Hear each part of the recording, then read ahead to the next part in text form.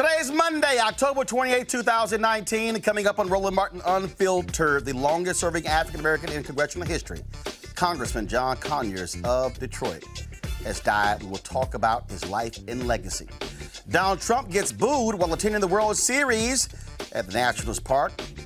Maybe they were booing also how they blew it against my Astros. We'll discuss that later. But, of course, Donald Trump goes to Chicago and trashes the Windy City. And, of course, he sides with cops when it comes to consent decrees. I'll unpack it for you. Kirk Franklin is boycotting the Dove Awards as well as the Trinity Broadcasting Network. We'll tell you exactly why. And our friend, the actor Lamont Rucker, will be joining us right here. Plus, an artist who posted cutouts of brown paper dolls that appear to be hanging by their necks and feet from strings. Well, he's quit. We'll give the details. It's time to bring the funk on Roland Martin Unfiltered. Let's go.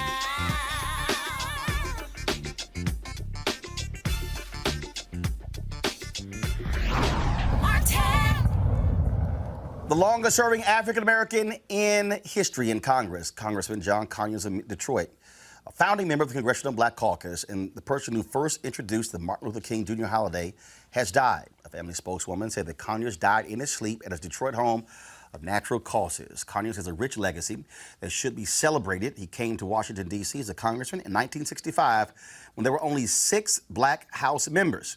That same year, he was a co-sponsor of the Voting Rights Act of 1965. He traveled to Selma and worked with Reverend Dr. Martin Luther King Jr. And after King was assassinated, literally days after, it was Conyers who introduced a bill to make the birthday of Dr. King a federal holiday, and then fought for nearly 20 years to see it happen. He reintroduced the bill every session until 1983 when it was signed into law by President Ronald Reagan. Here's a tribute to John Conyers. Mr. Speaker, ladies and gentlemen, I'd like to begin by thanking this distinguished committee led by the gentleman from Ohio, Mr. Sawyer, and my dear friend, Mrs. Morella, for helping bring us to this point today. We're in the time of the development of our country.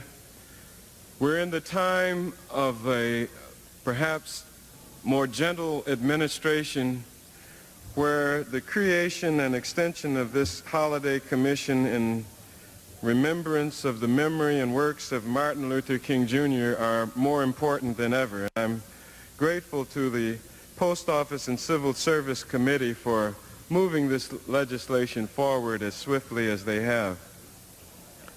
I was the person 3 days after the assassination of Dr. King that introduced the holiday legislation.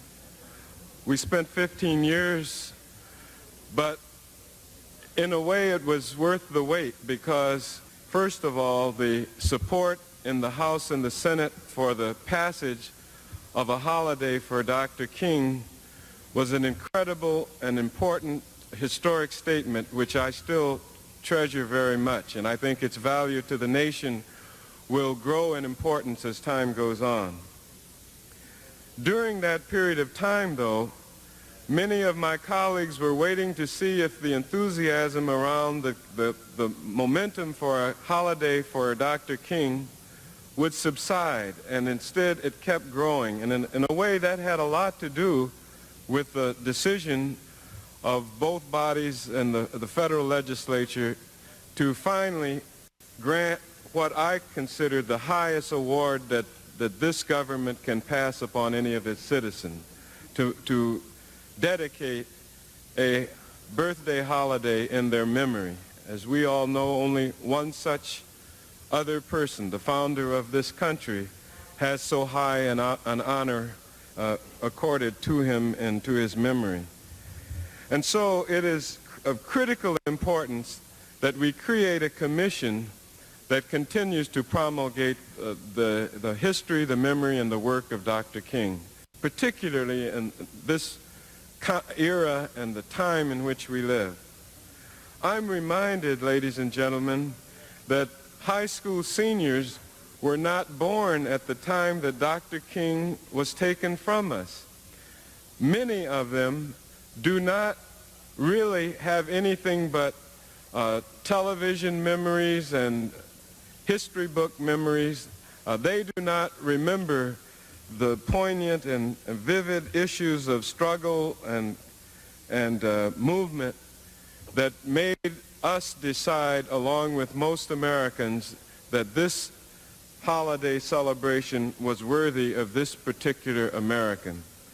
And so as we go on, as time moves on, the importance of this commission becomes more important, not less important.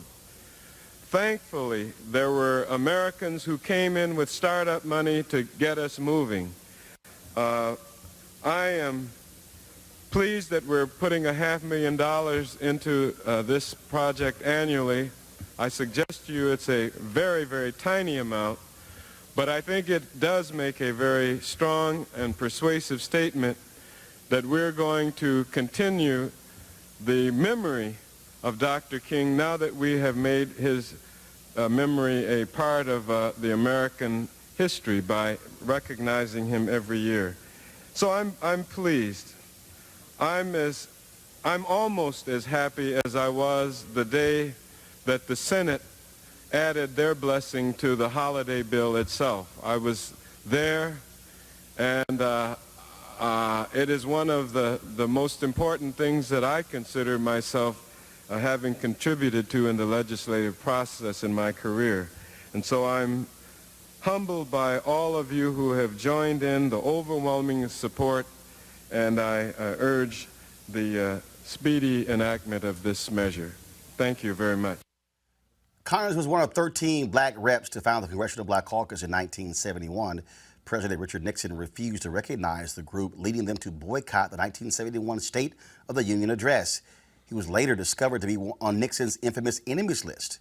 Joining me right now to discuss the legacy of John Conyers is Congressman Al Green of Texas. Congressman Al Green, glad to have you on the show. First and foremost, a lot of people don't realize that Rosa Parks was run out of Alabama.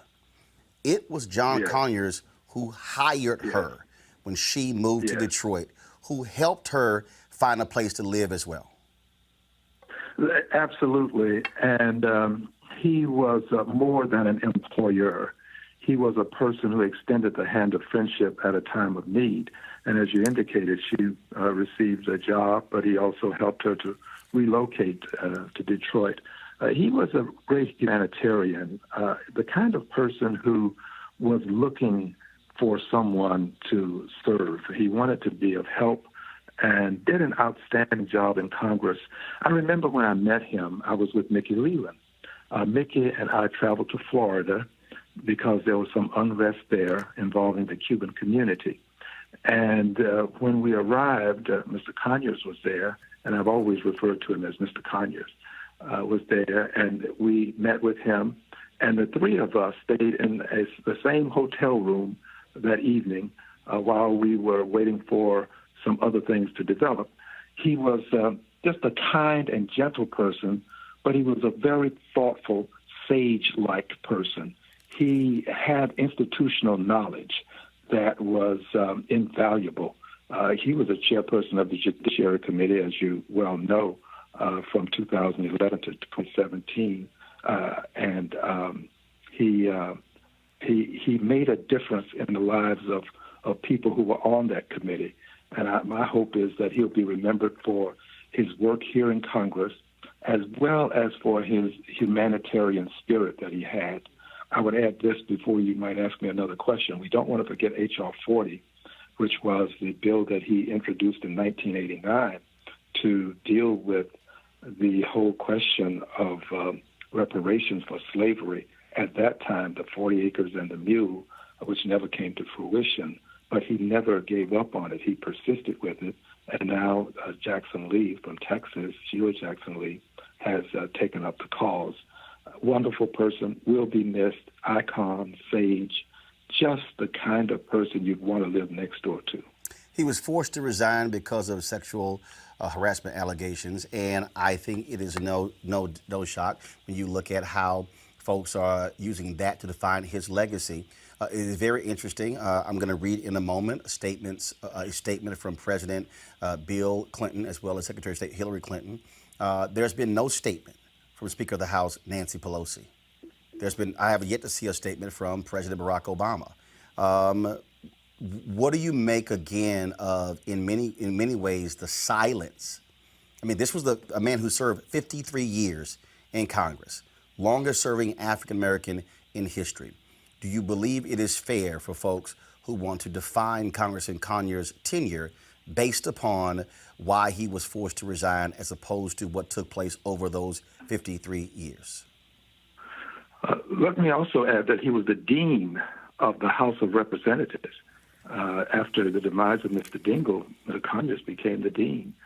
And I indicated incorrectly that he served as chair from 2011 to 2017. He served as chair from 2007 to 2011. He was a ranking member on the other occasion.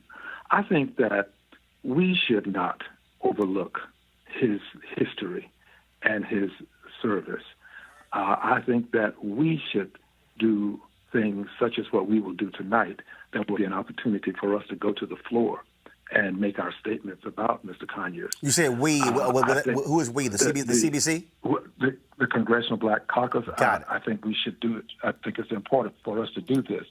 I don't mean to in any way give the implication that other people should not, but it's important that we not forget who he was and cherish his memory. I do believe that it is appropriate for a statement to be developed by the House of Representatives by and through the Speaker of the House. I do think that persons who hold leadership positions should acknowledge the good things that he has done and not allow what appears to be a circumstance to negate all of the other things that he did. I would not support that. And that's why I'm on this program, because I think that he is a person who lived a decent life and which ought to be acknowledged. Congressman Al Green, we surely appreciate it. Thank you so very much. And of course, I got to say this: you on the phone, you can't see me. I got my Houston Astros gear on, so of course, being from Houston, I'm sure there are people in D.C. not happy to see you today after they lost the last 3 games to our Astros, but they'll get over it. Well, one more, and we're done. But I must say this to you. This has been quite a comeback. People will have to acknowledge it's been one of the greatest comebacks ever to see the way the Astros have come out of Houston having lost 2 games and then to win 3 games in a row. It's fantastic. Well, Houston folks, we don't give up. Congressman Al Green, I appreciate it. Thanks a lot. Brother. Thank you. All right, now let's go to another congresswoman from Texas, Congresswoman Eddie Bernice Johnson. She's going to join us in a second. I want to read the statement, though, from President Clinton and Secretary Clinton. This is their statement. I'm going to read it in the screen, so guys pull it up. John Conyers was a champion for justice and equality who spent more than half a century in Congress, fighting for the people of Detroit and beyond. He made our country stronger in many ways, including co-sponsoring the Voting Rights Act and taking a crucial role in the creation of Medicare, and as a ranking member of the Judiciary Committee. During another period of extreme division, he rose above the fray time and again to defend the facts, the law, and the Constitution. He had great gifts of intelligence, knowledge, and determination, and made the most of them. Hillary and I send our thoughts and prayers to his family. Again, we're going to have Congresswoman Eddie Bernice Johnson in just 1 second. I want to introduce our panel right now. Dr. Avis Jones-DeWeaver, political analyst, Dr. Julian Malveaux, economist, president emerita, Bennett College, Robert Patillo, civil rights attorney. For all of you, Avis, I'll start with you. Again, in normal circumstances, a member of Congress serves this long, 53 years, dies at the age of 90. glowing tributes Yes. from members of Congress and former members. Yes. That has not been the case with Congressman John Conyers. Absolutely. Completely disrespectful. There is just no excuse for it, period. As you mentioned, Speaker Pelosi definitely should be putting out a statement. Yes. Former President Obama should be putting out a statement. And I'm glad that the Congressional Black Caucus will actually be, in essence, memorializing him on the floor. But the fact that his colleagues in Congress, other colleagues in Congress, and that President Obama has chosen to be absent from recognizing his decades of service to this nation, it's really inexcusable. I have no excuse that I can even think of that would justify this lack of recognition. Robert, I want to go to you, and what I'm doing is I'm going to pull up the CBC statement that they actually sent out earlier. Go ahead. Well, I think it's also important to kind of contrast the reaction to Conyers to Katie Hill, where you've had Democrats coming out and breaking their neck to support her, to say that she did nothing wrong in her interactions with her staff and interns and her throuple. But meanwhile, we can't get the leadership of the Democratic Party to stand up on behalf of John Conyers for activities which are in no way, shape, or form as horrific as what Ms. Hill was accused of. And if you actually look at both of those, first of all, he was accused of sexually harassing folks who worked in his office. She had set up a bunch of them. Of actually having a relationship with a campaign staffer, and according to her estranged husband, that affair continued while in Congress, and they've launched an ethics inquiry into her as well. But go ahead. And the fact that there are pictures, proof of what she did, and just accusations against Conyers, but yet he's been deemed radioactive for some reason by the Democratic leadership, shows just the level of abandonment that happens often in the party. One difference between Democrats and Republicans, Republicans stand by their people through and through till the end of days. They don't care how many things that I guess that's why y'all are still backing Mr. 45. They don't care what Trump does. Trump can get accused by 50 people and nobody cares. John Conyers gets one accusation, they run him out of Congress after 50 years. I think the main thing that people can do to honor the memory of John Conyers is pass H.R. 40. Well, I fully agree with that. I mean, I'm a member of NARC, the National African American Reparations Commission, and John Conyers was our boy, our buddy. I mean, he had our back. We got the first hearings, first CBC legislative forums, because Congressman Conyers insisted that we were going to have that. He participated, although he was the congressman and the leader. I mean, he'd come to a meeting and sit down with everybody else. He showed up. He was just in COBRA, National Blacks for Reparations in COBRA. But anyway, he was just there in Detroit a few months ago in July. So the H.R. 40, he basically, just like the King holiday, where he had that for 15 years, with H.R. 40 from 1989 until now. And he could not get the whole CBC to co-sign onto H.R. 40, but now Sheila Jackson Lee has it. We've gotten a little publicity, and we're hoping that this will move on. But he really was a stalwart. And I'll say the last time that we met, that NARC met, we're in New Orleans, and it was just as he was resigning. And the sisters on the commission, myself, Nkechi Taifa, Joanne Watson, former councilwoman from Detroit, we cut a video, which I was been looking for all day, but we cut a video saying, look, we have his back. We do not believe in the double and triple standard. We want to know why people are not looking at some of the things that have happened to black women in terms of rape and incest and all of that. But we put out a statement, we circulated widely to say we have this man's back. And I still stand with his back. Now, whatever he did at the end of his life, one might also, well, I'm not going to go there, but raise questions about whether or not he was, quote, in his right mind. But because some of the things just seem to be unbelievable. And, you know, people get the attitude of piling on once there's one accusation. Everybody else, oh, yeah, that happened to me, too. Not really.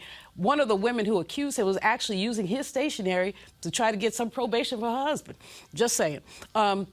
But in any case, Roland, we in NARC, we in the reparations movement recognize this brother as a leader and as somebody who went out on a limb even when he didn't have a lot of back. I mean, I think it's tragic that the whole CBC from 1989 until now did not sign on for H.R. 40, which is not cutting checks for people. It's just saying, can we study this and can we suggest a remedy?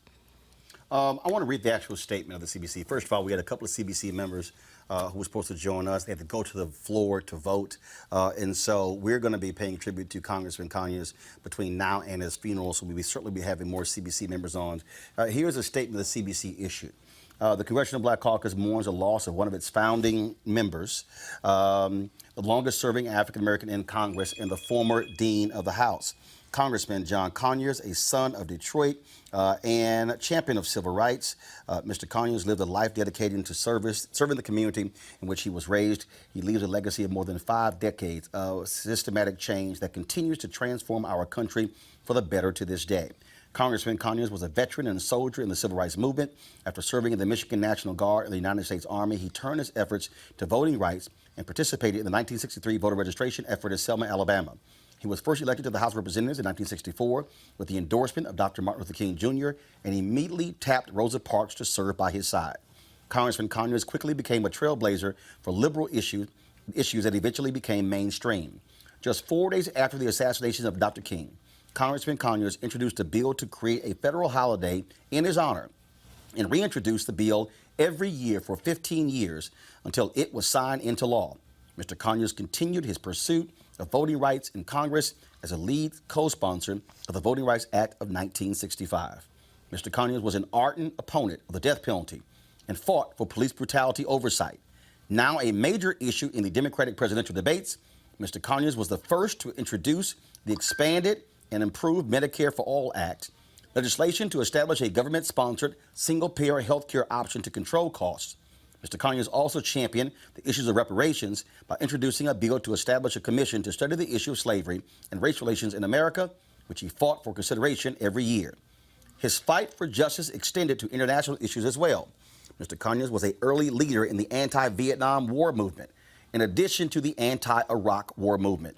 He was also a vocal opponent of South Africa's apartheid politics. Congressman Conyers joined Congressman Ron Dellums and other CBC members in confronting President Nixon about imposing sanctions against South Africa. When it became clear he would not act, Congressman Conyers joined Congressman Dellums in introducing legislation to that end and was even arrested at a protest in front of the South African embassy. Congressman Conyers chaired the Government Oversight and Reform Committee, formerly the Government Operations Committee, and was the first African-American to chair the influential Judiciary Committee. For the Congressional Black Caucus, Congressman Conyers was more than a founding member. He was a guiding light. He will continue his vision by serving as the conscience of the Congress in pursuit of justice for all Americans. We extend our deepest condolences to his wife, sons, family, and friends. So when you read all of that, that is not somebody who was just sort of there. Right. No, it's disgraceful that Nancy Pelosi, Speaker of the House, whose back he had, I don't know how many times. It's disgraceful that she hasn't had anything to say. We don't expect 45 to say anything. We really don't. So there's that. But there's so many others. I would expect the Michigan delegation, Roland, to have come out with a statement. Right. You know? The whole Michigan delegation. Yes, exactly. And we haven't seen that. I've talked to people in Detroit today. They are not happy with what they see. They are, in fact, folks in Detroit are very angry. African Americans say that this is an affront to his legacy. It's an affront to African Americans.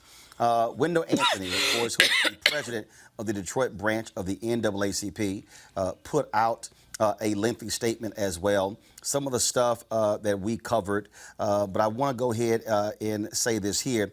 This is what he said. John Conyers was more than just a congressman. He was the go-to guy. He served as the first African-American chairman of the House Judiciary Committee. Anyone who wanted to move issues dealing with labor, human rights, South African apartheid, civil rights, women's rights, even before the Me Too movement, federal judges on the bench or presidents in a pinch would see John Conyers. He was the only politician ever to be endorsed by Dr. Martin Luther King Jr. He stood in the middle of the street calling for calm during Detroit's most devastating rebellion in 1967. He stood in the gap against President Richard Nixon, even making the famous enemies list. He was not afraid of the Strom Thurmonds and the Jesse Helms. He made us all proud as he stood with Dr. King in bringing forth the 1965 Voting Rights Act. John Conyers never lost his commitment to justice and equality. He later says, whether it was fighting for Haitian refugees, fair housing, reforming our criminal justice system, or national health care, John Conyers was always out front. He had a tirelessness that often put younger and yet-to-be seasoned politicians to shame. He was not afraid to stand alone in defense or in advocacy of policy and programs that uplifted the lives of people. His office in Washington was a repository for assemblies of common people, strategy sessions for political allies, a comfort zone for those who needed to refuel their political tanks, and a rhythmic getaway to those jazz connoisseurs who just wanted to chill. He loved his family and wanted best for one of his children. Perhaps in reviewing his life from Northwestern High School to the halls of Congress, it lies rooted in the background of his own family. His father, John Conyers Sr., was a labor leader. Conyers said, "I was drawn to the struggle because my dad was a labor organizer for the UAW. His father was an organizer when it was illegal to be in the unions. This obviously inspired Conyers to stand up and fight for the rights of others. It is easy to see how the mother of the civil rights movement, Rosa Parks, found a home in his Detroit office. John Conyers did not leave here trying to make a difference." What I think is so amazing about his history is that he was a front runner. He was a forerunner of many of the specific policy issues that right now are at the center of what Democrats are talking about, and they're all trying to outdo each other on, and maybe even in some respects takes credit for inventing things and coming up with ideas. Let me just say that. You know, but if you think about his history as being the first one to push forward towards Medicare for All, as being the first one to put legislation that would sort of start this movement towards reparations, as was mentioned, the King holiday, as was mentioned, fighting against police brutality prior to Black Lives Matter. So all of these issues that we are still struggling with today, to think that he did this at a time where he stood alone and he still pushed for it over and over and over again. And that's why I say the fact that he is not being treated with the respect that he should at this moment is particularly disappointing and angering. And I think one thing we have to remember, something that was kind of circulating online during the last set of protests and social justice movements were these T-shirts from the young millennials saying, "We are not our ancestors." And that got on my nerves, because I think a lot of these people don't understand what their ancestors went through. Yes. That now we act like we can't fight against the Tea Party or we can't fight against people in MAGA hats.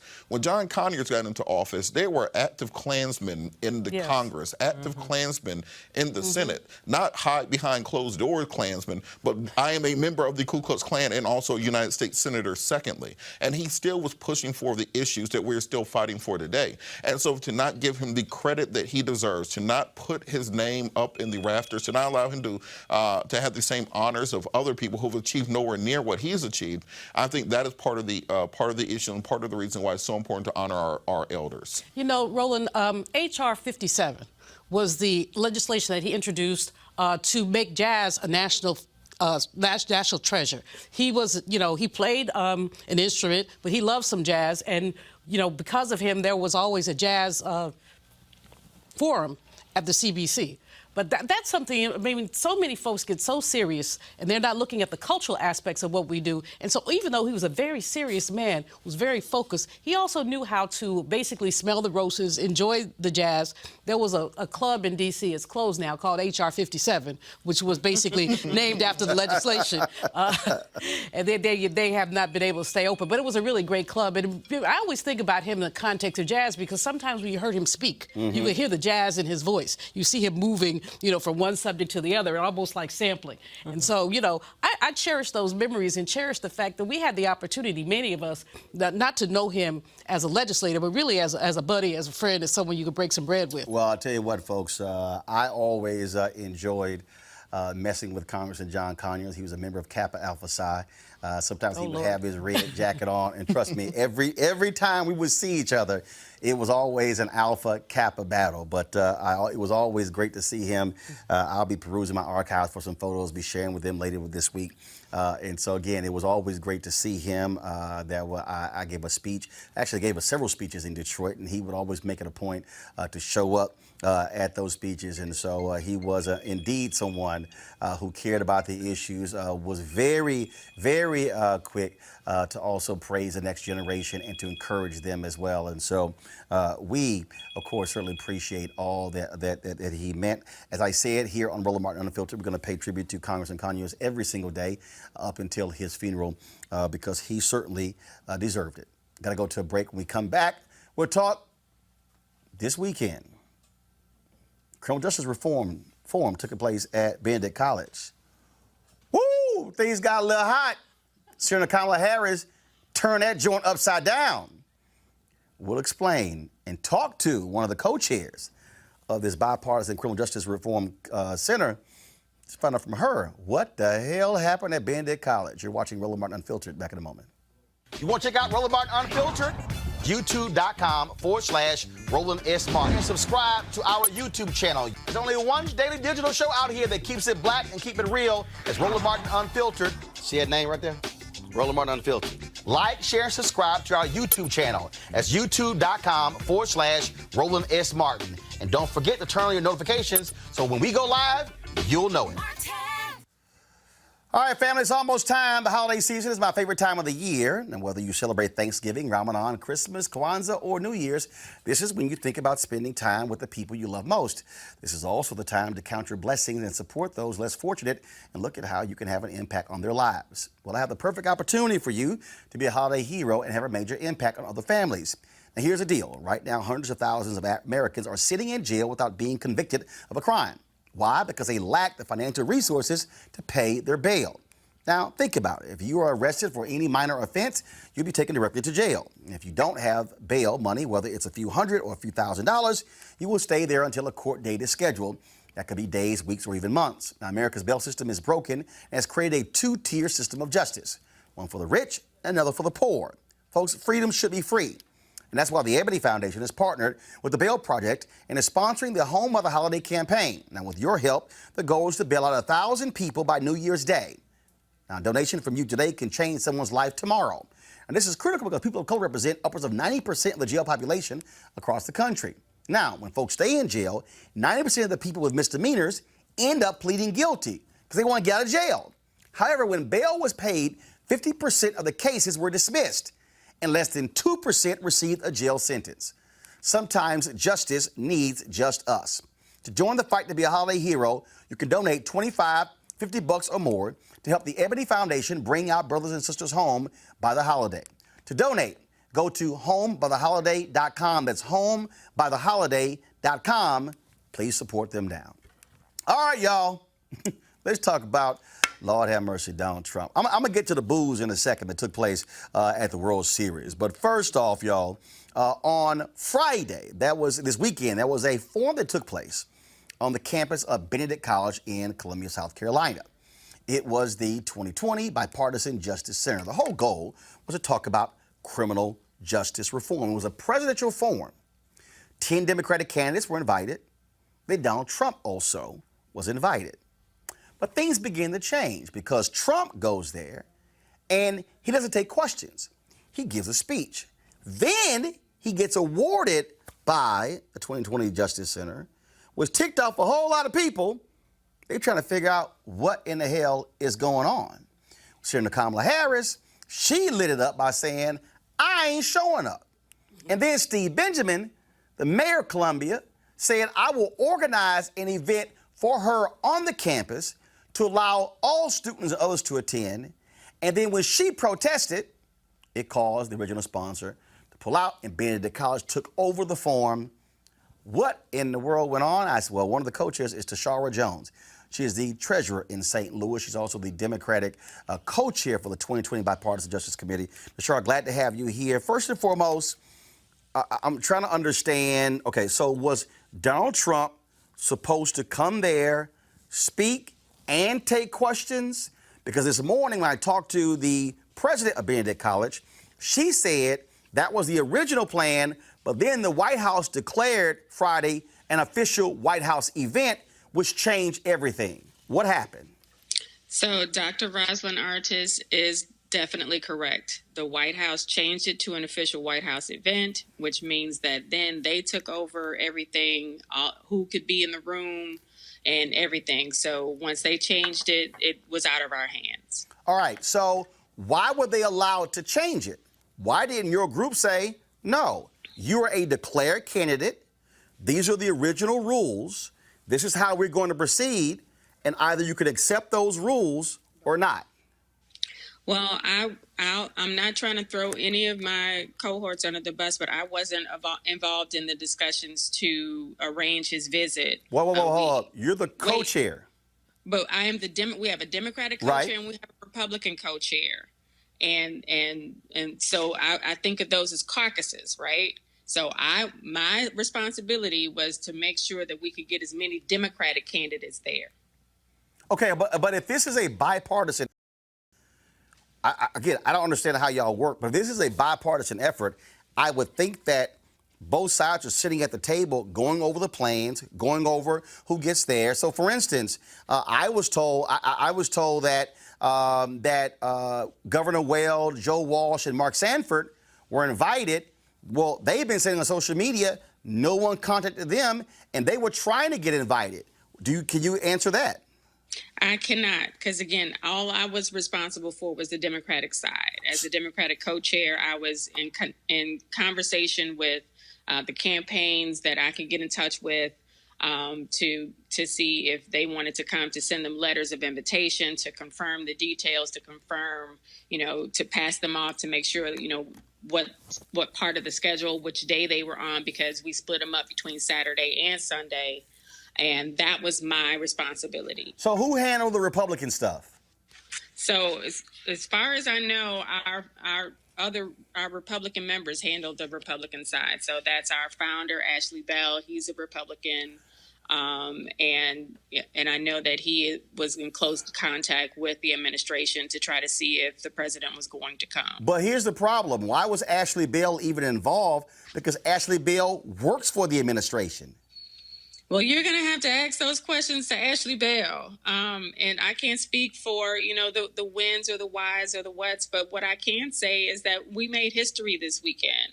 We had a major presidential forum thrown by a Black organization on a Black college, one of the #1 HBCUs, right, Benedict College, and many of the students there got a chance to interact with and interview the Democratic presidential candidates about the #1 issue that's important to Black people, which is criminal justice reform. But what did happen, though, of course, after Trump spoke, first of all, this award that he received, was it your group that gave him the award? Were you aware he was getting this award? Was that decided by both sides? Or how did that happen? So I unfortunately was not aware that there was even a plan for an award, and I didn't arrive on campus until Saturday night. All right, so I'm just confused. I'm just being straight up. I'm familiar with the group in that I remember some stuff that in 2016 they were trying to get me to attend a particular event, but I'm really confused here. Okay, so this is just sort of how my brain works. Mm-hmm. If I'm a part of a bipartisan group, then I'm thinking that the Democratic people, Black people, are sitting in a room with the Republican Black people, and both are communicating over all of the details, so we're on one page. So what you're saying is that you didn't know what the Republican stuff was happening. They didn't know what was happening on the Democratic side. You don't know that an award was given.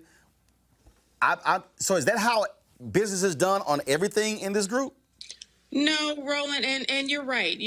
I believe that this was, a huge fallout of communication within our group, and I will take responsibility for that as well, because again, I didn't know. I was, I'll be totally honest with you, I was at homecoming at Hampton, and I started getting text messages on Saturday saying, hey, did you know Trump got an award? And I didn't know. So, a lot of our membership was blindsided, but, we're also learning a lesson from this. We can either take this as a learning experience and move forward in a more organized fashion, or not. And I think we're going to do just that. We're going to make sure that we are all on the same page, that everything is communicated, and that everybody is that everybody's on the same page with all of the details going forward. So, for instance, one report said that only 9 Benedict students were able to attend. When I talked to Dr. Artis this morning, she said there were another 30-some-odd students. She said she counted them. The room only held 267. So who were the people who were invited on Friday? Even that, it was a White House event. Did they determine who got invited, or did your group did? No, so again, when the White House declared it an official visit, they made all of the invitations. So it was South Carolina politicians and their guests and White House staff and press corps. So when they take over, we lose control of the event. But just like Dr. Artis said, there were more than 10 students in the auditorium. It seats 267, and there were over 30 in attendance. So from your perspective, first, was it wrong for him to be given an award? Two, was it wrong for this to become an official White House event? Three, was it wrong for him not to take questions? So just from my perspective, Tashara Jones, not speaking as the Democratic co-chair of 2020, so just me and you, no, I would not have given him an award. I think he should have taken questions from the students. And what was your third question? The third question is, should they have been able to take over your event? I don't agree with that. But the White House does a lot of things that I don't agree with. So, I think that go ahead. This was an opportunity for students to have one-on-one interaction with the president, and that didn't happen. Senator Kamala Harris was supposed to be there on Saturday. She said that she was going to pull out of the event in protest, was going to have her own event. Then we were told that that 2020 pulled out as the presenting sponsor, and Benedict College took over the event. You said you got there on Saturday. Is that what happened? No, I wouldn't say that is exactly what happened, because I spoke Saturday or Sunday morning, and also closed out the event by giving students the instructions for the HBCU straw poll that we're conducting with all the HBCUs in South Carolina. But I will say that our staff was still there interviewing the candidates. Every candidate that was interviewed on Saturday and Sunday was interviewed by a 2020 member or introduced by a 2020 member. And also our staff was behind the scenes helping with production for the event. So basically it was still a 2020 event.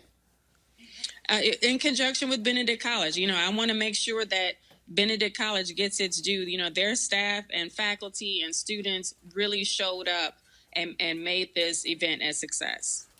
But it's also, to be perfectly honest, it made Benedict look bad because people on social media were trashing the university, were critical of the university, and frankly, they've had to go into damage control. Initial report said that students were locked down in dormitories, forbidden to leave. In talking to President Artis, she said that it's common when you have motorcades, the presidential motorcade coming. She said the same thing happened when President Obama came to campus. And so all this drama around it actually hurt Benedict. Yeah, and I would also say it hurt our organization as well. When the White House changed it to an official visit, protocols changed and guest lists changed, and a whole host of things just were up, just thrown up in the air, and we had to adapt. But I would say that Saturday and Sunday, I spoke to some students myself, spoke to some other people who attended. The students really enjoyed themselves. And again, were able to interact with candidates. I was backstage with several of them as they were interviewing Elizabeth Warren and really giving her some hard questions.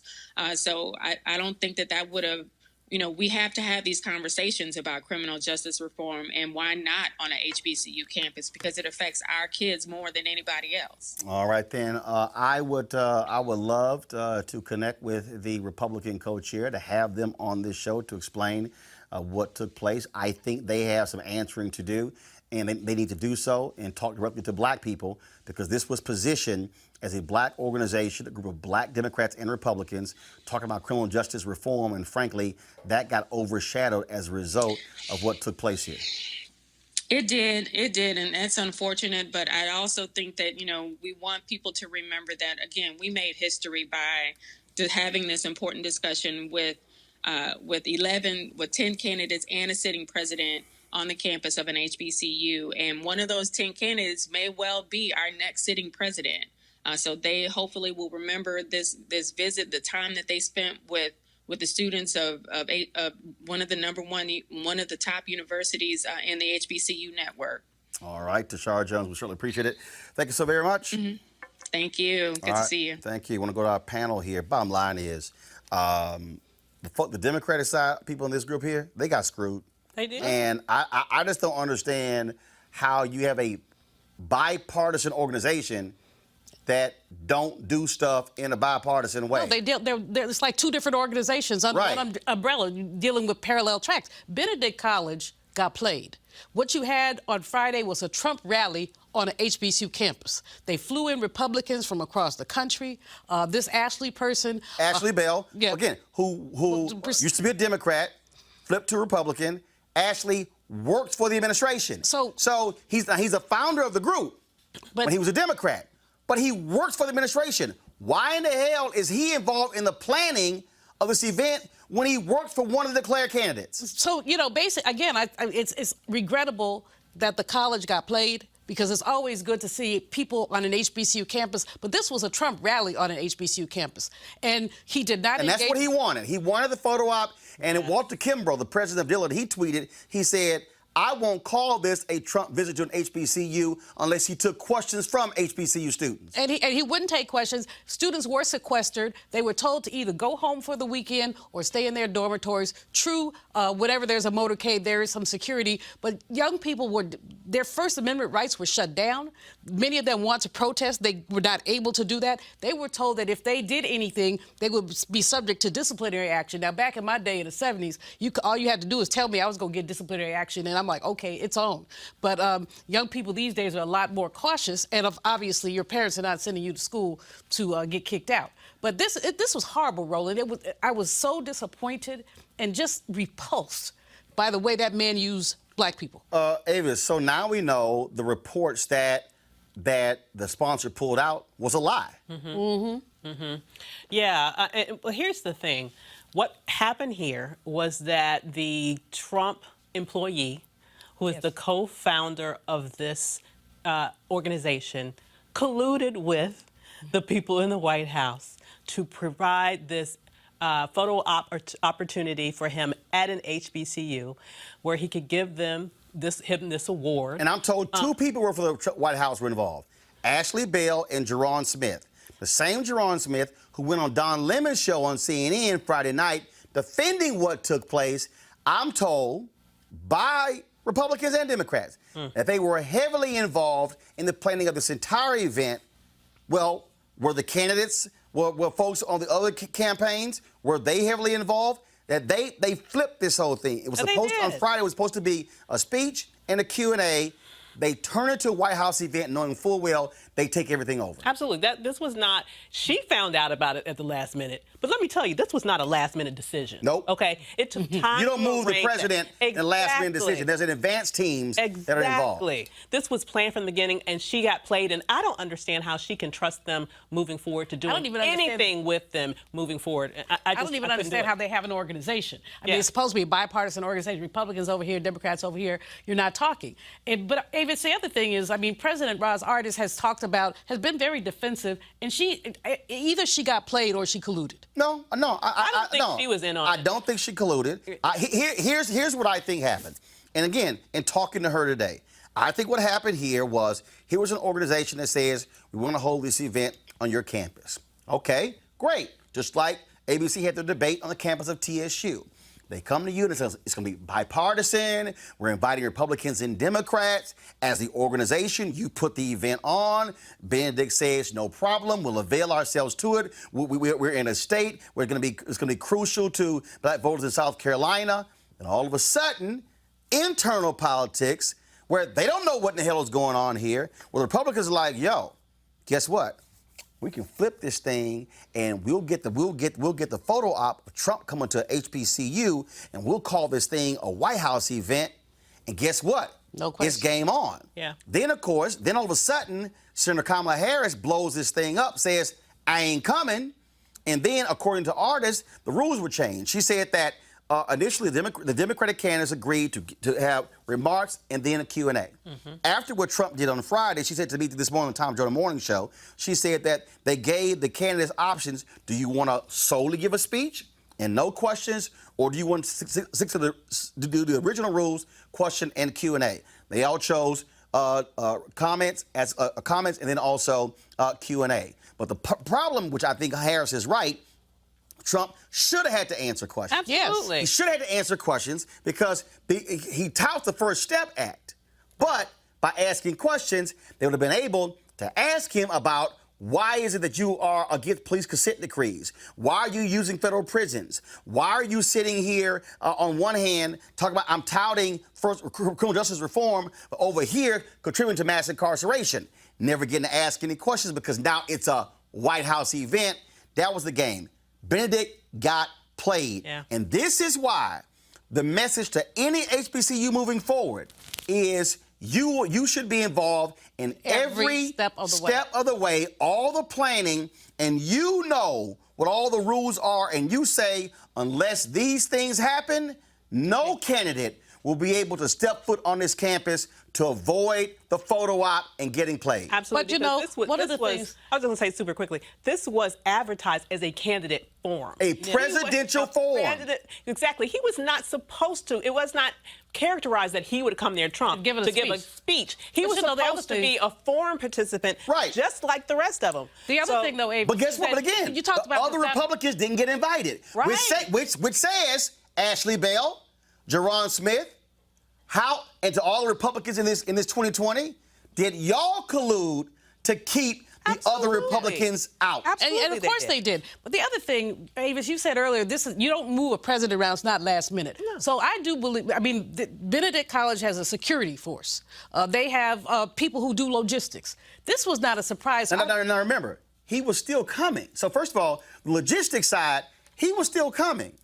What changed is that you had the same advanced team, same security, whether he was in a forum or giving a speech. The difference by making it in the White House forum is that they began to invite the other outside people. Right. That's the difference. And so, still, if I'm Benedict, I'm sitting here going, now if I'm Benedict, like when all of a sudden this is a White House event, now at that point, if I'm Benedict, I go, oh no. You ain't changing the rules. Mm-hmm. This will either be a forum or there will not be a speech. The only problem with that, Roland, speaking from my former perch as an HBCU president, is that how does it look to say the president of the United States cannot come? There you go. She's got Democrats and Republicans on her. So she's caught between a rock and a hard place. Mm-hmm. But again, moving forward to any HBCU, especially dealing with this liar. Yes. Yep. You better say to anybody, we gonna be involved in this thing or not. Now, I gotta go to break when we come back. I got to talk to Lamont Rucker about a couple of things because I was going to move him later in the show. But I am going to deal with Donald Trump and some comments that he made today to the police chiefs in Chicago, some foul and pathetic comments. We'll also talk about Kirk Franklin, who is calling for a boycott of TBN and the Dove Awards for editing out his social justice comments. Wait until you hear what the Dove Awards and TBN did to Kirk Franklin for the second time in 3 years. That's next on Roland Martin Unfiltered.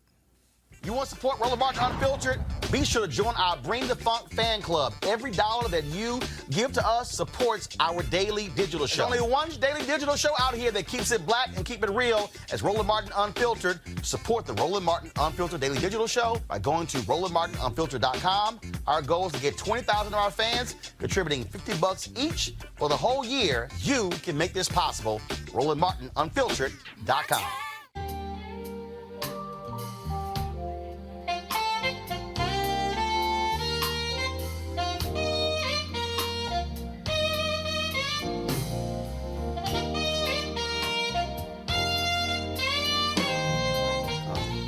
Folks, second annual Luxe Jazz Experience in Cabo, November 7th through the 11th. I will be there, broadcasting Roland Martin Unfiltered there on that Thursday and Friday. If you want to participate, if you want to come out, it's going to be a grand time. 14 amazing acts. Go to LifeLuxeJazz.com. But if you cannot make it, you can still check out the live stream. You can have a guest pass, folks, $10.99 to watch all of the concerts over the course of 3 days. I'm talking about some amazing artists That, of course, is my frat brother, Joe Albright. Of course, we had Kirk Whalum on the show last week. He's going to be there as well. Some of the other people who are going to be in the house, actor, comedian Mark Curry, oh my goodness, Donnie McClurkin, Alex Bouillon, Raul Madon, Incognito, Pieces of a Dream, Average White Band, Shalea, Roy Ayers, Tom Brown, Ronnie Laws, Ernest Quarles. Man, it's going to be jam-packed. If you want to get the live stream, go to gfntv.com. That's gfntv.com, gfntv.com. You can watch all 3 days, live stream, all the concerts right here on your phone, on your iPad, on your computer, just for the cost of $10.99. So we certainly want you to do that, and we look forward to the Luxe Jazz experience there in Cabo. All right, folks, in a couple of days, the National Civil Rights Museum, the Lorraine Hotel, will host its 28th Annual Freedom Awards, and Lamont Rucker, of course, one of the stars on Greenleaf, will serve as the ceremony host. Lamont joins us right now via FaceTime. Lamont, first and foremost, this is a huge event. John Legend is one of the people who are going to be honored this year. Lamont, you heard me? I can hear you, man. How you doing? Doing great. John Legend is one of the people who've been honored this year. Yes, it is. Yes, he is. Yeah, excited. Going to be excited to be in the house with him again, man. Of course, last year, I did the red carpet of the event last year. Can't make it this year because I got to be in New York for an event. But this is great because what the museum does is certainly honor folks who are focused on civil rights and human rights.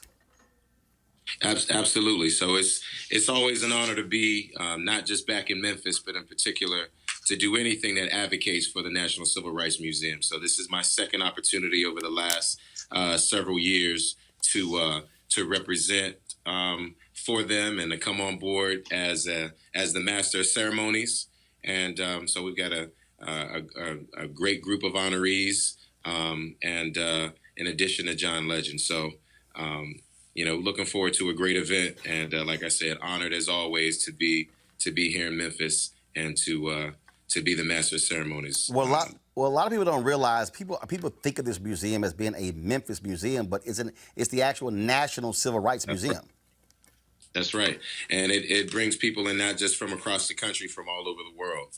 When I stopped by again this afternoon, we were with several people from a number of different countries. So it stays busy all year round, and there's people who understand not only the importance of Dr. King's legacy, but again, just the global value of the fight for equality, justice, and human rights, everywhere. So it's real cool that Memphis, Tennessee, although maybe not always for the most joyous reasons, but this is a legendary city with an incredible legacy.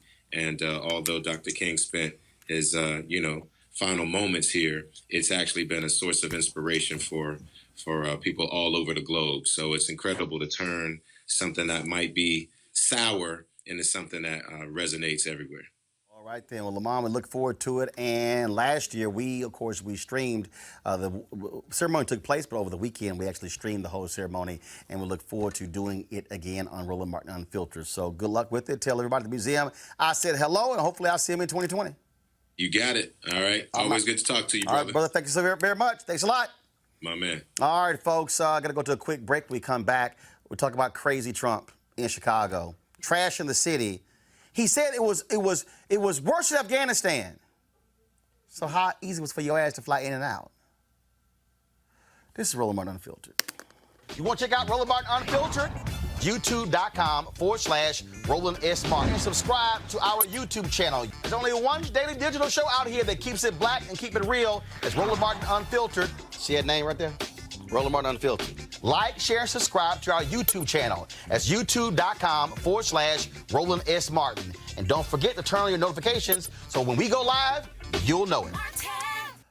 Oh, yeah, over the weekend, the Houston Astros played the Washington Nationals, beat them in 3 straight games, took a 3-2 lead, but and last night, of course, was Game 5. Yeah, I had to say that. Yeah, you just had to say that. Yeah, I did.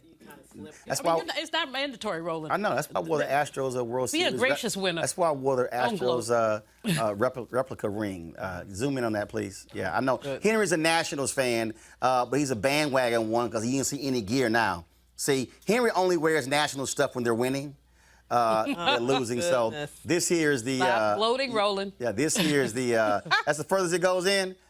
This is the Houston Astros, the replica of their 2017 World Series ring. Looks great, doesn't it? And so the Astros sent that to me. And so I just wanted y'all to see that. But anyway, at the World Series, when they showed images on the big screen of the military, people cheered. Then this happened.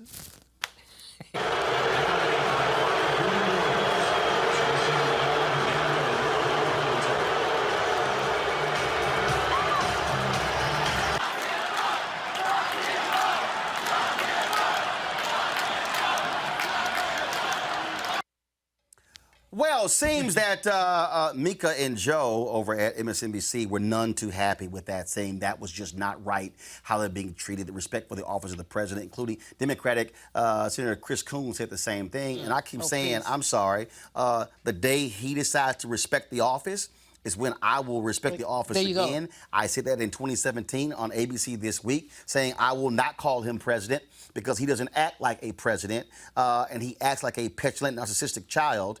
A schoolyard bully. Right, and what you saw were people expressing their viewpoint, and I was glad that they did. And so I don't give a damn. He should be viewed because he is shameful, pathetic. He's a grifter. He has turned the Oval Office into a cash register for his family. I mean, literally, Ivanka got all those patents in China. He's opening hotels all over the world. His kids travel with Secret Service protection to advance their business interests. Now, if they were right when they were doing their business work, not their political work, the government would be reimbursed. They're not going to do that. Having Pence fly across Scotland, all the way across Scotland, 200-some miles, so he can stay at his resort. Grifter is the best word to put. Con artist. There are just so many other words to use. Avis? Well, I was happy to hear that. Because, as was mentioned, I mean, he deserves it. He has well earned that rebuke. But what I find interesting is that I'm sure he was shocked. I mean, thought it was really funny to see the shift on his face when the crowd went from cheering for the military to booing him, and then the shock I'm sure that he must have felt when he heard the chant coming back right at him that he started in the last election. But this time, tailored lock to her him up, now it's lock him up. Lock him up. And what I think is very interesting here is, just like he did in Benedict, he is used to creating his own audiences. He's used to surrounding himself in the White House by yes men and yes women. He's used to going to all these campaign rallies where basically you have a whole cult members that are there only. And so he's not used to being out with the public to really see how he's really perceived. And so I think that action really was a reality check that he needed. And in honor of the Nats, I'm wearing their color today because I'm like, hey, they did the right thing, and I'm proud of them for doing it. Yeah, okay, all right. Well, It's short because they ain't winning. Okay, Roland. Roland is like a sore winner. No. Losers, but Roland is a sore winner. Let's be real clear. Huggy Lowdown and Chris Paul were talking ignorant, mad trash on the Tom Joyner Morning Show when they went up 2-0. And I said, you might want to think twice. And this morning, Huggy couldn't say nothing. Even hung up his phone on his own segment because I was killing him. It could have dropped. All I'm saying is, if you're going to talk, now his call didn't drop. You don't know that. He was subdued. He was in a state of depression. Oh, come on. And I trolled the hell out of him on Instagram. No. I'm going to play it at the end of the show. I ain't going to play it right now. But I hit him with something. But the Nats fans was represented last night. Yeah, they did. That's with right. The signs, with the veterans for impeachment. Sure they were? That's why I was loving was the veterans for impeachment. Right. Yeah. I thought they were booing losing 8-1. But you're right. They were booing Trump. All right, y'all. Speaking of the orange one, this fool spoke to the International Association of Police Chiefs today in Chicago. And all he did was trash the Windy City.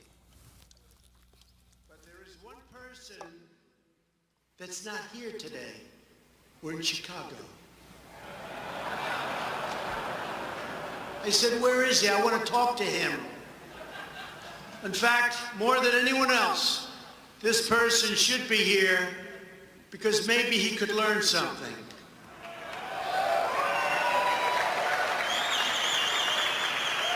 And that's the Superintendent of Chicago Police, Eddie Johnson. A few days ago, Johnson said, quote, the values of the people of Chicago are more important than anything President Trump would have to say. I don't think so. Because that's a very insulting statement after all I've done for the police, and I've done more than any other president's ever done for the police.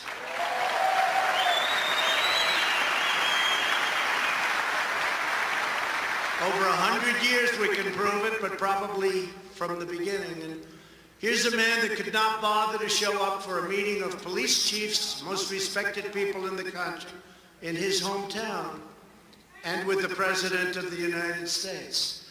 And you know why? It's because he's not doing his job. Last year, 565 people were murdered in Chicago. Since Eddie Johnson has been police chief, more than 1,500 people have been murdered in Chicago, and 13,067 people have been shot. During the first weekend of August 2019, 7 people were murdered and 52 were wounded in 32 shootings in Chicago. And recently they had 78 shootings over a weekend spree and 3 people killed. And Chicago has the toughest gun laws in the United States. That doesn't seem to be working too well, does it? And a lot of you people know exactly what I mean. But under Johnson's leadership, they certainly don't protect people. Then you have the case of this wise guy, Jesse Smollett, who beat up himself.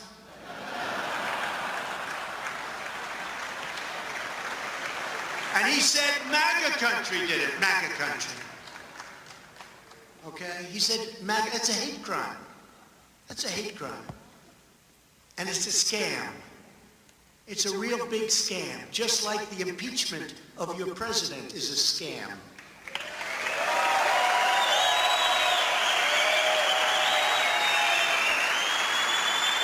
And then you look what's going on. Smollett is still trying to get away with it. He would have been better off if he paid his $100,000 bill. Chicago is, unfortunately, the worst sanctuary city in America. Chicago protects criminals at a level few could even imagine. Last year in Cook County alone, ICE asked local law enforcement people to please, pretty please, we beg you, we'll do anything necessary to stop crime. We want to stop crime. Please detain 1,162 people, please. But in each case, the detainer was denied. And Eddie Johnson wants to talk about values. No. People like Johnson put criminals and illegal aliens before the citizens of Chicago. And those are his values. And frankly, those values to me are a disgrace. I will never put the needs of illegal criminals before I put the needs of law-abiding citizens. It's very simple to me.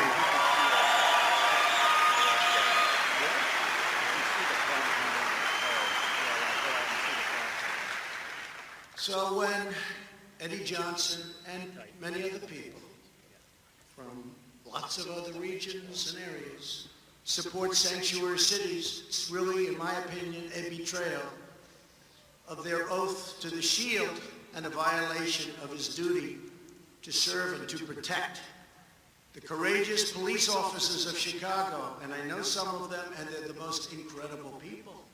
They could solve this problem quickly.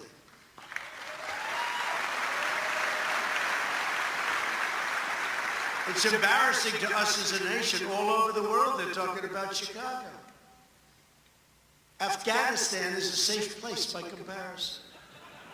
It's true. Police officers of Chicago are entitled to a police superintendent who has their backs and knows what he's doing. You're entitled to a police superintendent who sides with you, with the people of Chicago. The people want this. And with the families of Chicago, not the criminals and the gang members that are here illegally, and not the stupid politicians that have no idea what the hell they're doing.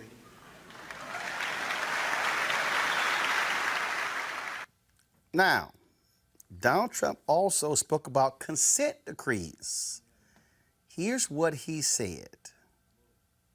The administration has also curtailed the harmful and intrusive use of federal consent decrees, which wrongly give meddlesome officials in Washington, D.C., immense authority to tie down local police departments and make it very difficult to do their work. No longer will federal bureaucrats micromanage your local police. And we will work with, upon request, local police to help them, not to hinder them. And we're waiting for a call from Chicago, because there's no place that we would rather help than Chicago. Now, those of you who are watching may say, man, why did you play all of that? I didn't play those comments so you could hear what Trump had to say. Julianne, I played it so they can hear the applause. Yes. Yep. At the police chiefs. Other than guys like Art Acevedo, who's a police chief of Houston, and a few others, these police chiefs are largely white men who are walking in lockstep with Donald Trump. And when he talked about consent decrees, that was the first thing Jeff Sessions did when he came in, tried to get out of the consent decree in Baltimore. Then this SOB has the nerve to talk about the police chief in Chicago, but guess what they tried to do? Get out of the consent decree of those same cops in Chicago. He wants thuggish cops. He wants cops But he said that. brutalize people. He wants cops who have no accountability. And these police chiefs are like, that's our guy, because we want to do whatever we want with impunity. And, you know, he said this during the campaign. There was, I remember there was somebody, he said that he wished the police had basically jacked them worse. I forgot the exact quote, but he said, I wish they were jacked. He said, I wish they jacked them worse. He has been baiting the whole time. You know, at the criminal justice reform thing in Benedict, one of the things that we must know, this man has never apologized for his attack on a Central Park 5. He has never apologized for that, even though they've been exonerated, walked away with millions of dollars, correctly so, never apologized. So he has decided law and disorder is basically the name of the game, that these police chiefs have no accountability, which means their police forces have no accountability, which means that when a man goes and shoots somebody playing video games through their window, you know, it takes a minute for them. Now, they did the right thing by firing him, but it took a minute. When there are just so many cases. And when we were to talk about San Bernardino, man puts his hands up and they shoot him anyway. So these police chiefs have been running roughshod over citizens. And for him to stand there and attack the black man who is the police chief in Chicago is absurd, but also lets you know who he is, and what he's all about. And Roland, you were very kind to call him an SOB. I mean, we could go a little lower. No, look, first of all, the problem I had with, why did I say that? Because that's what he called NFL players. See, this is where Mika and Joe don't agree. See, and also Michelle Obama. See, Mika in her Instagram post tried to invoke Michelle Obama by saying, you know, as Michelle Obama said, when they go low, we go high. No, they go low, they hit you below the belt, I'm gonna hit your ass in your ankles. Because I'm sorry, the way you deal with a bully is you punch a bully back. Absolutely. This man wants no accountability. He has no issues with how police are acting. He never speaks against them, and he wants these rogue cops roaming the streets, doing whatever they want. And we tell that story, oh, we can quickly solve what's happening in Chicago. Oh, Chicago has tough gun laws. But he won't deal with the fact that Indiana, the line is like right across the street, and most of the guns are coming from Indiana, Mike Pence's state, where he used to be governor. Well, he's very selective in terms of his ability to be in favor of law enforcement. Because if you look at what he does and what he did here, he's very much in favor of law enforcement that is about using brutal force against black people. But when you look at our intelligence agencies, who are seeking to enforce the law against him and his lawlessness. He has absolutely nothing good to say about law enforcement. So I find it very interesting that he only appears to be praised and praising those Klan-like elements of law enforcement that really focus their efforts on brutalizing Black people. But when we talk about our intelligence agencies, when we talk about those people who have spent their careers protecting this country from illegal actions, and they found him caught up in a web of activity that they found in terms of legal, and it's not just them. Right. We had that Senate bipartisan commission come out and say that there was proof that they also agreed that Russia was involved with the previous election. So he has nothing good to say about law enforcement when it comes to his illegal activity. But when it comes to people who are sitting there spending their careers abusing Black folks, he has everything good to say. And here's what's laughable about Afghanistan. First of all, if he flew to Afghanistan, he couldn't say it in advance.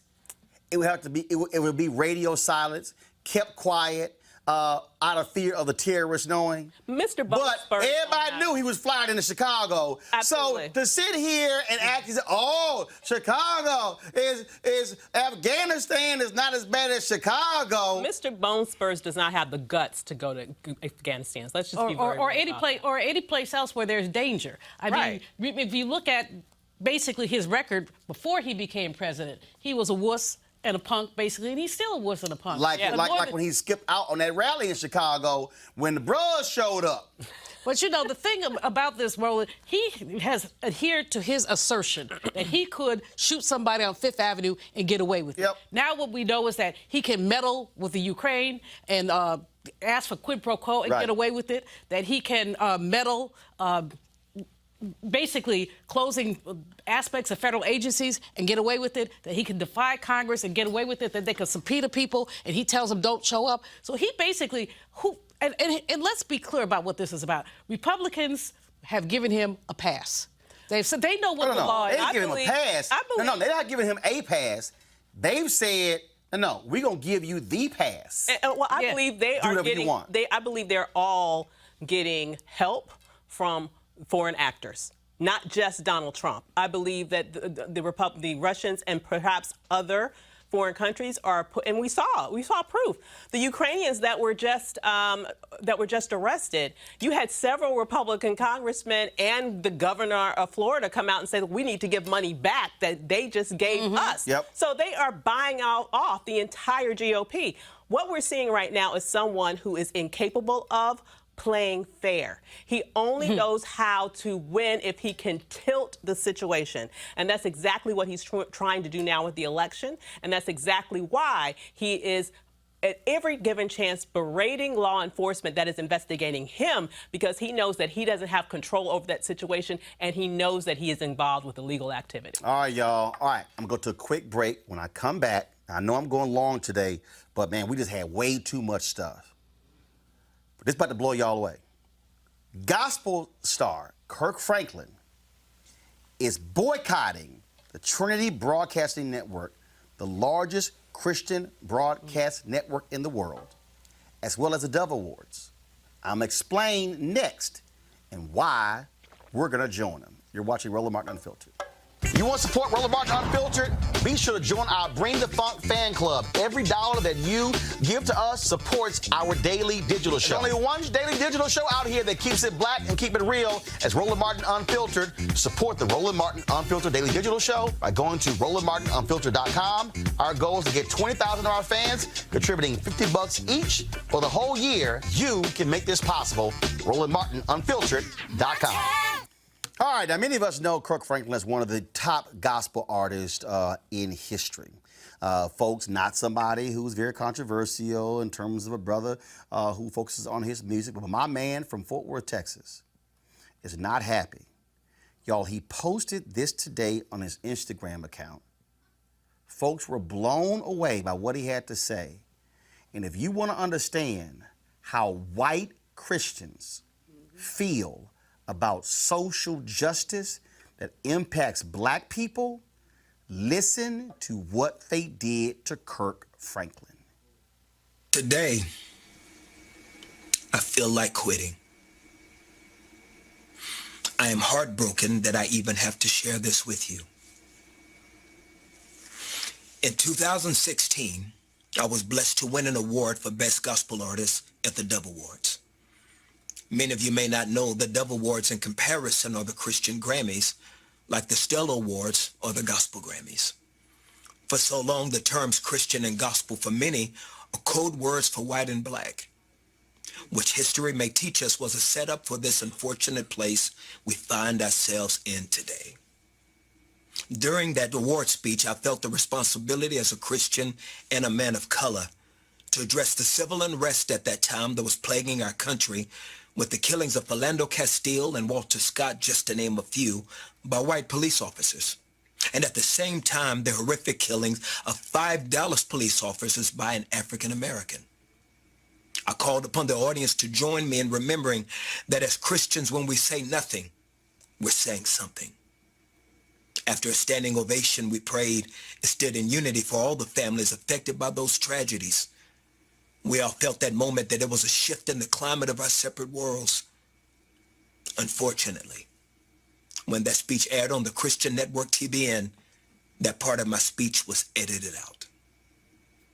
I made my disappointment and frustration known to the Dove Awards Committee and to the Trinity Broadcasting Network. I never heard from TBN, and the Dove Award Committee promised to rectify the mistake so that it wouldn't happen again.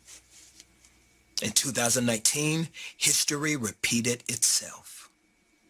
I was humbled to win the same award, and during my speech, I brought attention to the murder of a Tatiana Jefferson in her home by a white police officer. I asked everyone in the audience and those viewing to join me in prayer for not only a Tatiana's family, including her 8-year-old nephew who witnessed the killing, but also for the family of the police officer. Last week, during the airing of the awards on the same network again, that part of my speech was edited out. So now, after a meeting with the Dove Awards Committee and representatives of TBN, I've made the decision after prayer, consultation with my team, and my pastor, Dr. Tony Evans, to not attend any events affiliated with or for the Dove Awards, Gospel Music Association, or TBN until tangible plans are put in place to protect and champion diversity, especially where people of color have contributed their gifts, talents, and finances to help build the viability of these institutions. I am aware that the word boycott often has a negative connotation and finality to it, but my goal will forever be reconciliation as well as accountability. It is important for those in charge to be informed. Not only did they edit my speech, they edited the African American experience. I'm not asking those in the gospel community to follow my decision. No, this is my personal choice to take a stand and hold responsible those in positions of power to acknowledge the issues in our separate communities that have existed from colonialism to Jim Crow. To many of the issues facing us today, I pray there will be a significant change from this hurtful experience. I look with anticipation for that day of healing, and I'm committed to contributing to that process.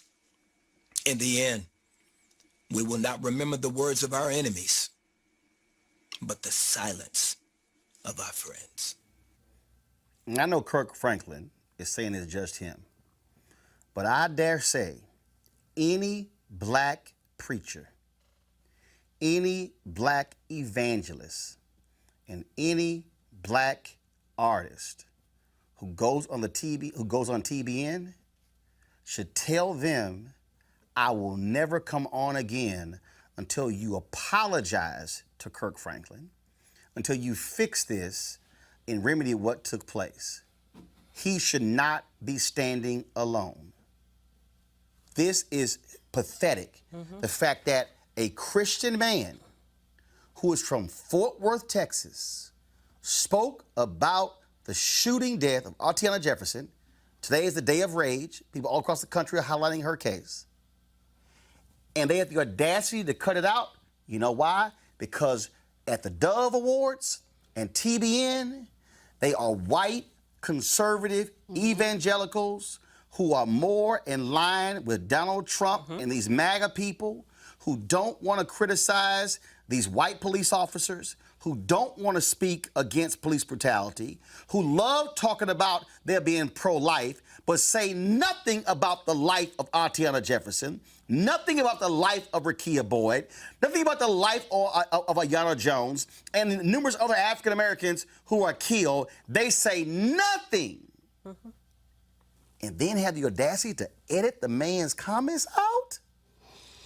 You know, Roland, all I have to say is that was a powerful statement he made. It reminded me of Dr. King's letter from the Birmingham jail, where he really talked about as he said, the silent white clergy who stood by and watched Dr. King be jailed, watched him be beaten and the others be beaten, and were silent. They talk about Christianity, but do unto others as you would have done unto you. So they want to get their behinds beat by policemen? Or had their kids shot through a window by policemen?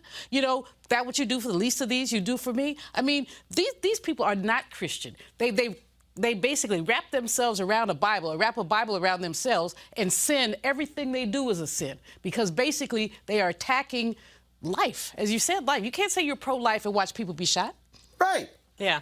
I mean, let's just be very real about who we're talking about here. These white evangelicals have historically and to this day preferenced race over what they claim they believe in terms of their religion. If you look even at what they're saying today, even beyond this issue, there's been lots of research that shows that they think that they preference, for example, their support for Trump over any of their Christian values. I mean, when you think about what he has done and what he continues to do in his life, to sit there and praise him and raise him up like this shows you who they are. And, you know, it makes me believe that, for example, switch people.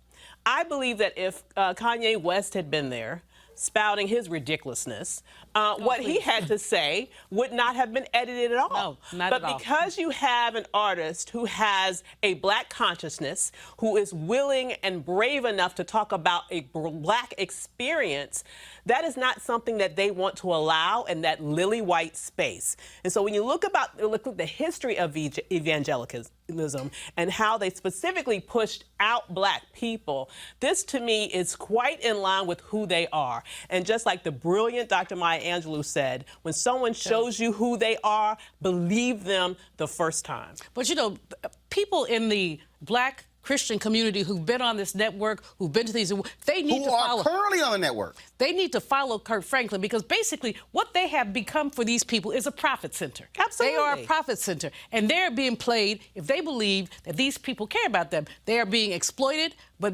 perhaps they don't care because they need the visibility. Why don't all these churches get together and start their own darn network, as opposed to basically sitting at Massa's feet, asking Massa for crumbs? And that's literally what they're doing. I admire what Kirk Franklin said, but I would be much more buoyed by his statement if we saw 1,000 ministers saying, I'm there too. If we saw the Christian community, I'm going to watch that mess. Right, and they need to publicly. But see, here's the other piece.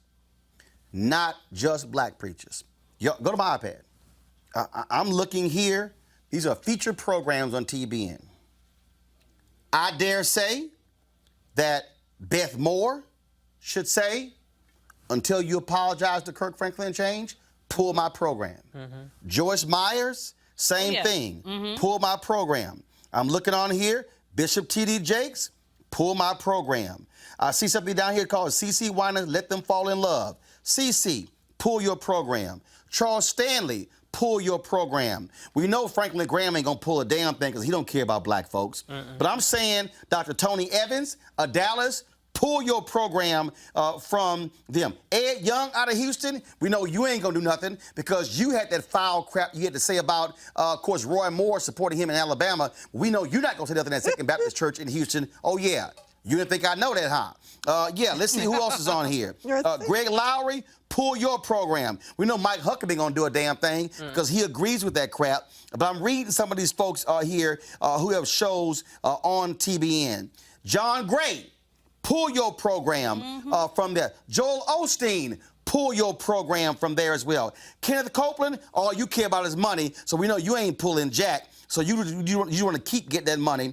But as I go down here, all these folks, if you are white and you supposedly care about social justice, You should tell TBN and the Dove Awards that they are dead wrong. And so I'm going to tell you right now, we're going to stand with Kirk. We're going to keep this pressure on. And what we're going to do is we're going to call each one of these folks and ask them, are they going to stand with TBN and the Dove Awards, or are they going to stand with Kirk Franklin? And that's going to determine whether or not you actually care about the black experience, that you care about social justice. And so this is not, let me be real clear, y'all, because we also covered that crap with the Word Network when Kevin Adele was joking around with George Bloomer. And Kevin Adele, I got his number, I text him, and he didn't respond to me.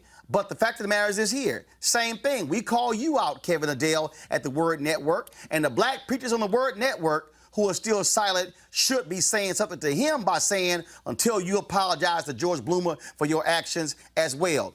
Y'all, we don't need these people to spread the gospel.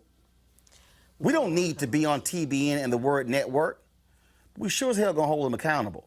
Dove Awards, y'all too as well. And so Kirk Franklin, I've already called Kirk. I sent him a text saying we stand with you, and other artists should come out and support Kirk Franklin, because to edit out that man's comments is beyond shameful. He was speaking about a Christian woman shot and killed by a cop in Fort Worth. You had the nerve to say that that wasn't good? Y'all the same ones on your programs talk about Christians being persecuted in other countries. Oh, if a Muslim was persecuting somebody, oh yeah, y'all be all over it. But you don't give a damn about black folks being persecuted and killed in the United States.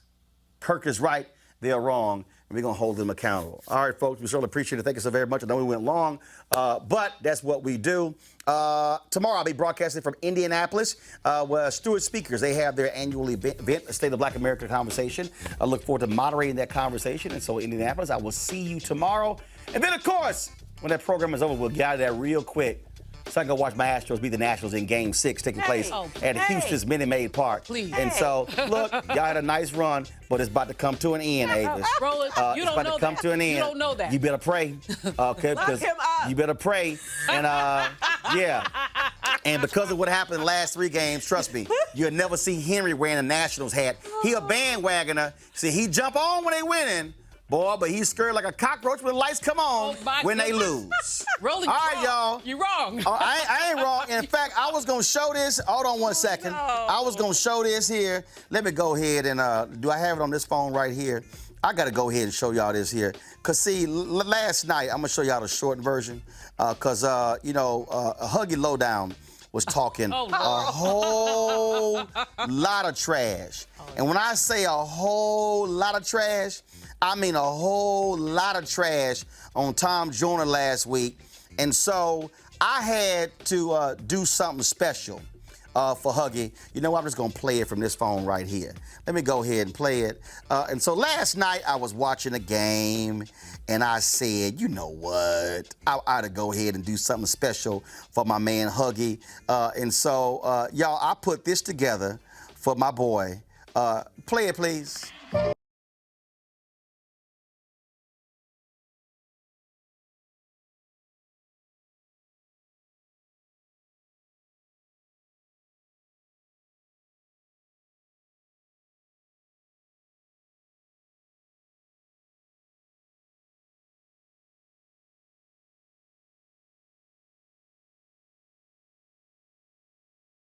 Okay, so then I'll do a short version. This was later in the video, y'all. Go to.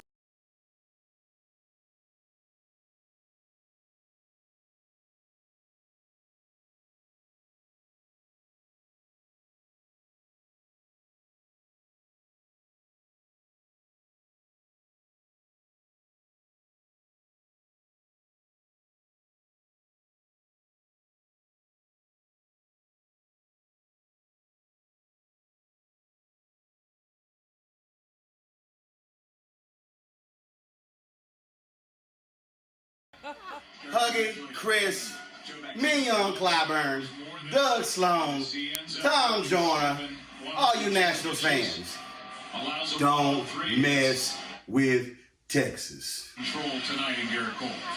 Okay, last one. So to this morning, I worked out. You know what? I know how they feel about go-go music in D.C.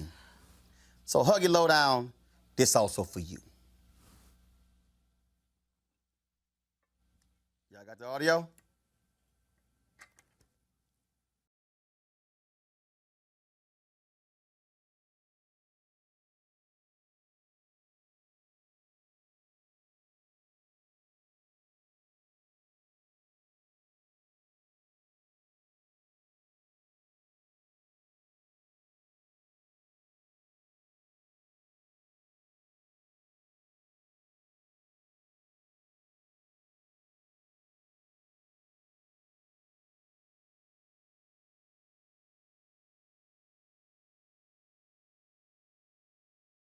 Roland, you What? ain't on the level. Hey, all I'm saying is, if you're going, I warned them last week. Don't go there. I'm going to get you back. And I got them back.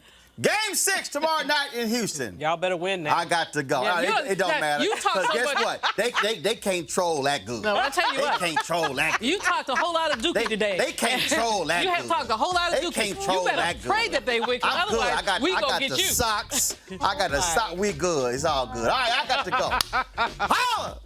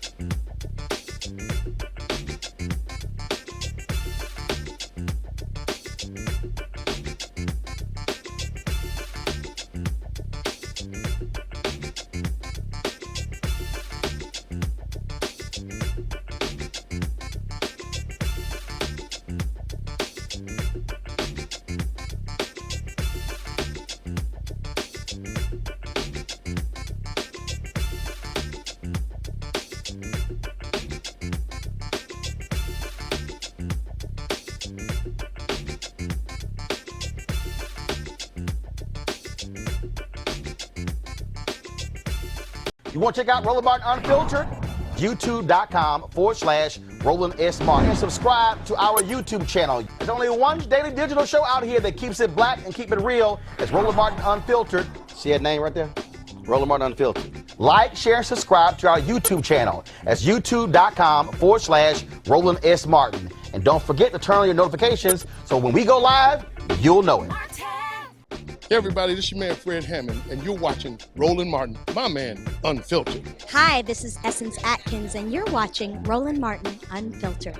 Hey, yo, Peace World, what's going on? It's the Love King of R&B, Raheem Devon, and you're watching Roland Martin Unfiltered. Hi, my name is Brescia Webb, and you're watching Roland Martin Unfiltered. Ow. Well, I like a nice filter usually, but we can be unfiltered. What's going on? This is Tobias Trevelyan. And if you're ready, you are listening to and you are watching Roland Martin Unfiltered. What's up? I'm Lance Gross, and you're watching Roland Martin Unfiltered. Hi, this is Cheryl Lee Ralph, and you are watching Roland Martin Unfiltered. I mean, could it be any other way? Really? It's Roland Martin.